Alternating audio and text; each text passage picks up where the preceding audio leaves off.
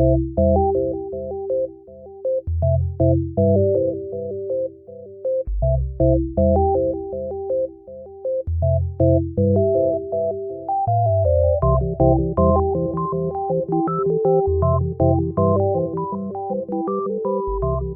to Manawaker Studios Flash Fiction Podcast. I'm CB Drogi. This week, Dakota Travis, Saurallero Extraordinaire, by Vogel.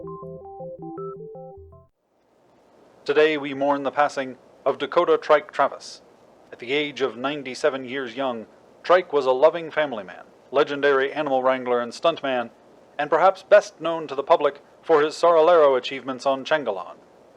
In addition to his long and storied career behind the scenes in Hollywood, Travis assisted with great strides in scientific inquiry into, communication with, and shepherding of the dinosaur inhabitants of Chengalon. Travis was born in western Colorado, on one of the few remaining 23rd century horse ranches.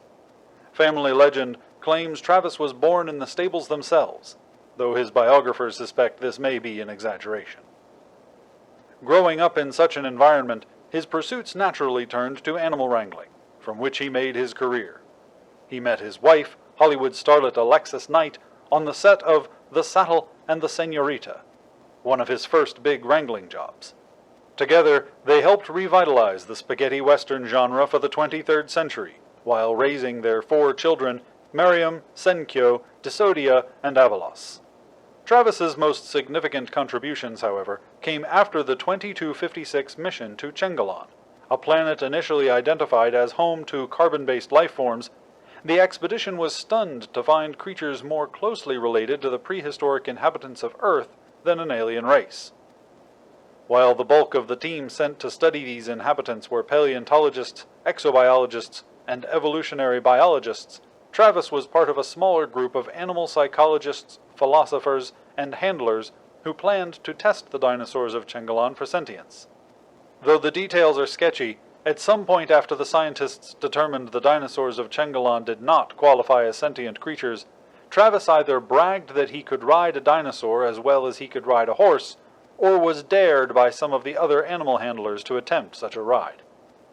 Travis's first experience on the back of a triceratops both earned him the nickname Trike and resulted in a 3-month stay in the Chengalon sickbay as he recovered from a double hip dislocation. During that time, none of the other handlers were willing to replicate Travis's stunt, so he remained the sole person with the ability to claim that he had ridden a dinosaur. After his recovery, Travis was not dissuaded from making a second attempt.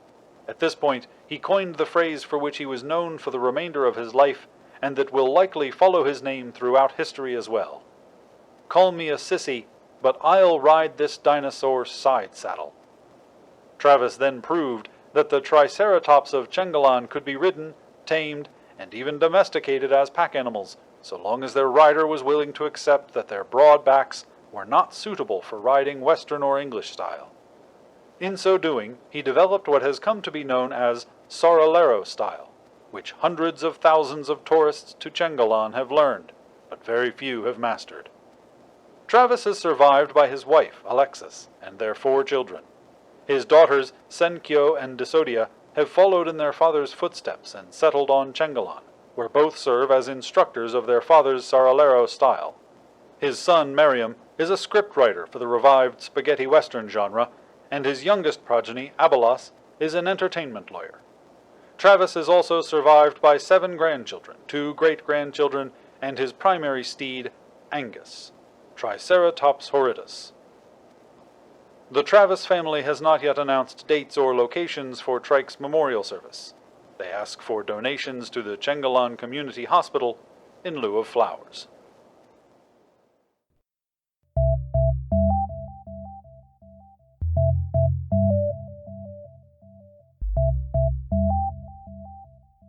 This has been Dakota Travis, Saurallero Extraordinaire, written by Vogel, and originally appearing in Intrinsic. Manawaker Studios Flash Fiction Podcast is supported by patrons on Patreon. Visit patreon.com/manawaker to find out more. The Flash Fiction Podcast theme song is by Kevin MacLeod. Manawaker Studios' director of DICE is Ben Baston. The podcast is produced, edited, and narrated by me, CB Droege. You can follow me on Twitter at CBDROEGE. Thanks for listening.